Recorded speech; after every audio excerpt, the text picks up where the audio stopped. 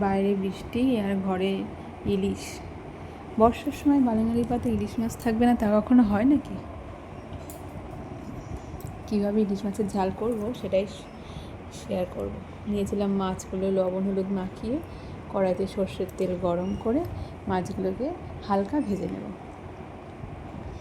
তেল গরম হয়ে গেছে, কড়াইতে মাছগুলো দিয়ে দেব, দিয়ে হালকা করে ভেজে নেব। মাছগুলো ভাজা হচ্ছে, তার মধ্যে আমি একটা মশলা বানিয়ে নেব, সর্ষে পোস্ত আর কাঁচা লঙ্কা। মাছগুলো ভাজা হয়ে গেছে, কড়াইতে কালো জিরে ফোড়ন দিয়ে সেই মশলার পেস্টটা দিয়ে দেবো। মশলার পেস্টটাকে দিয়েও ভালো করে কষাতে থাকবো। মশলার পেস্টটা দিয়ে ভালো করে কষিয়ে নিয়ে চেরা কাঁচা লঙ্কা দিয়ে দেবো। চেরা কাঁচা লঙ্কাটা দিয়ে ভালো করে নিয়েছি, অল্প একটু জল দিয়ে আর একটু কষিয়ে নেব যতক্ষণ না তেল ছাড়ছে।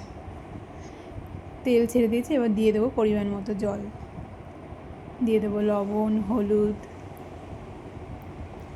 জলটা ফুটে উঠলে এবারে মাছগুলোকে দিয়ে দেবো।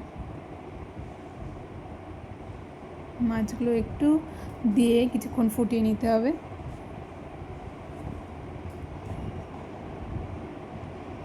এবার নামানোর সময় একটু সর্ষের তেল দিয়ে গরম গরম ভাতে পরিবেশন করুন ইলিশ মাছের ঝাল।